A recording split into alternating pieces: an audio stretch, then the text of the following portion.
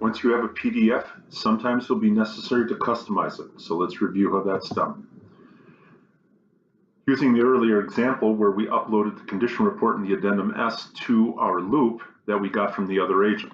Let's go ahead and open this up. We take a look at it. Let's just assume that this has been filled out properly by the seller. It's got everything in there, got everything marked. And let's just assume that we have the seller's signatures here, but obviously we still need the buyer's signatures here because in this case we'd be working with the buyer. What we're going to want to do with this PDF is add a signature. You click on that and you come down to where you want the signature to go, a rough estimate. Click there and you can see the sign here box is now present. If you have the four-way arrow, you'll be able to left click and then drag it to where you want it to go. To customize the size, you come over here to the lower right-hand corner. You notice that you have the two-way diagonal arrow. At this point, you left click, and then you can drag it to whatever size you want. Now, there is going to be some minimums, of course, and there'll probably be a maximum. So you'll be able to move it. I'd like to move it to fill in the box that was designated for it. Release the left click. Then at this point, you're going to want to assign who's going to sign this. And we'll just assume Sam and Sally are the buyers. You click the buyer's name, and now when you email this document or when you share this document, when Sam gets it, he will be able to, or Dotloop will indicate that that's where he needs to sign.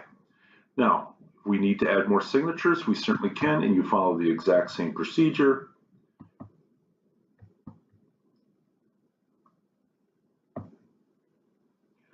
Fit into the compartment that you want it to. Assign the field to Sally.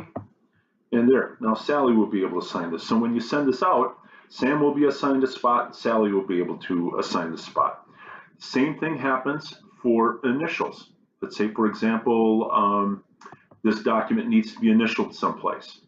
You'd be able to put, select add initials, find the area where you wish it to go, customize the size, assign the field, and there, an initial would go there. So let's just assume this is a place where an initial would go. The other things that you would be able to add are a text box, a date. Don't bother using the name. It didn't work very well.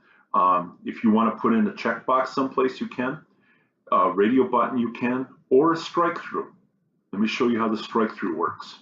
You click strike through, you come down to where you want the strike to go, you click, and then the arrow shows up. Again, it's about the same principle.